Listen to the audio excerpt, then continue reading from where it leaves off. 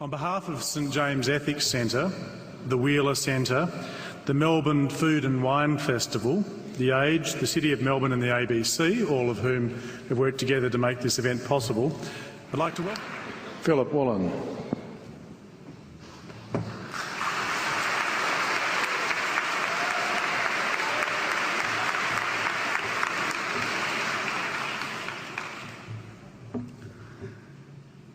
King Lear, late at night on the cliffs, asks the blind Earl of Gloucester, "How do you see the world?"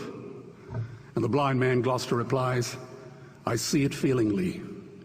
And shouldn't we all? Animals must be off the menu because tonight they are screaming in terror in the slaughterhouses, in crates and in cages, vile, ignoble gulags of despair. You see, I heard the screams of my dying father as his body was ravaged by the cancer that killed him. And I realized I'd heard those screams before. In the slaughterhouse, their eyes stabbed out and their tendons slashed, on the cattle ships to the Middle East, and the dying mother wail as a harpoon explodes in her brain as she calls out to her calf. Their cries were the cries of my father. And I discovered that when we suffer as equals. And in their capacity to suffer, a dog is a pig, is a bear, is a boy. Meat today is the new asbestos, more murderous than tobacco. CO2, methane and nitrous oxide from the livestock industry are killing our oceans with acidic, hypoxic dead zones. 90% of small fish are ground up into pellets to feed to livestock. Vegetarian cows today are the world's largest ocean predators. The oceans are dying in our time. By 2048, all our fisheries will be dead, the lungs and the arteries of the earth. Billions of bouncy little chicks are ground up alive simply because they are male. Only 100 billion people have ever lived. 7 billion people live today. And yet we torture and kill 2 billion sentient living beings every week. 10,000 entire species are wiped out every year because of the actions of one. And we are now facing the 6th mass extinction in cosmological history. If any other organism did this, a biologist would call them a virus.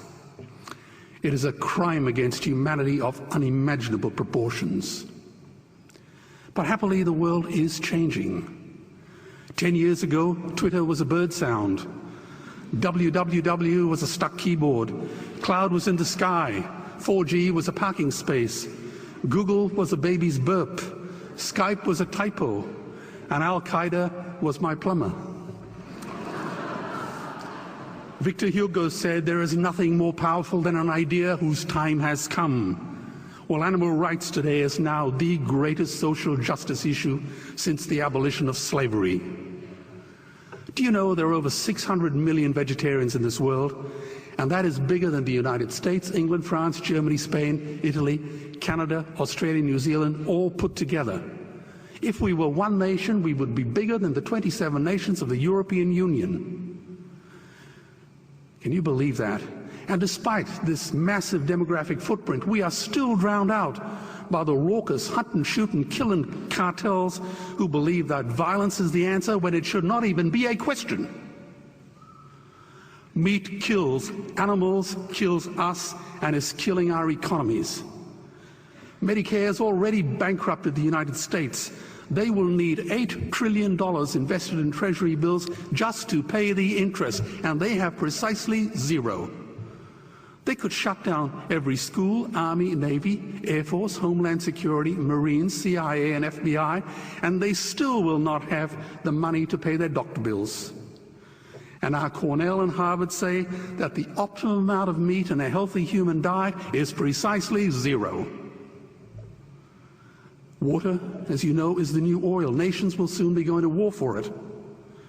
Underground aquifers that took millions of years to fill are now running dry.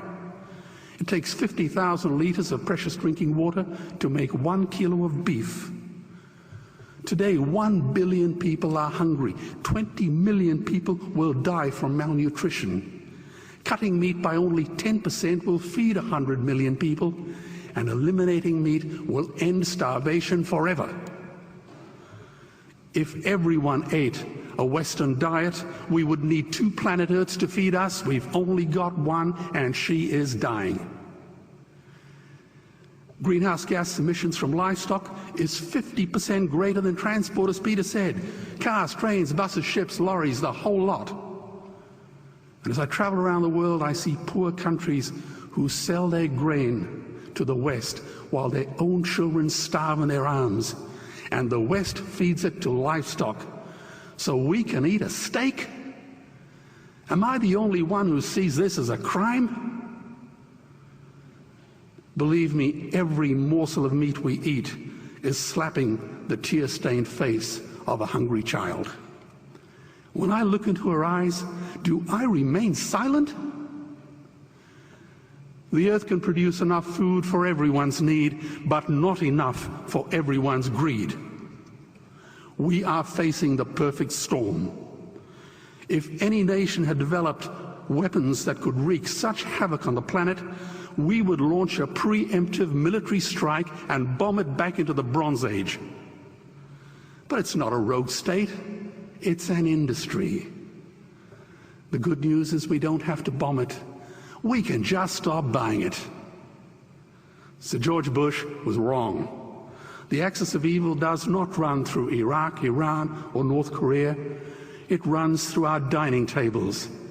Weapons of mass destruction are our knives and forks. Our proposition is the Swiss Army knife of the future. It solves our environmental, water, human health problems and ends cruelty forever. The Stone Age didn't end because we ran out of stones. This cruel, disgusting industry will end because we run out of excuses. Meat is like the 1 and 2 cent coins. It costs more to make than it's worth. And I come from the bush. Farmers are the ones with the most to gain. Farming won't end, it would boom. Only the product line will change. Farmers would make so much money they won't even bother counting it, and I'd be the first to applaud them. Governments would love us. New industries would emerge and flourish. Health insurance premiums would plummet. Hospital waiting lists would disappear. Hell, we'd be so healthy, we'd have to shoot someone just to start a cemetery. So tonight I have 2 challenges for the opposition. 2 challenges. Meat causes a wide range of cancers and heart disease. Would they name one disease caused by a vegetarian diet? And 2, I'm funding the Earthlings trilogy. If the opposition is so sure of their ground, I challenge them to send a copy of the Earthlings DVD to all their colleagues and all their customers. Go on, I dare you.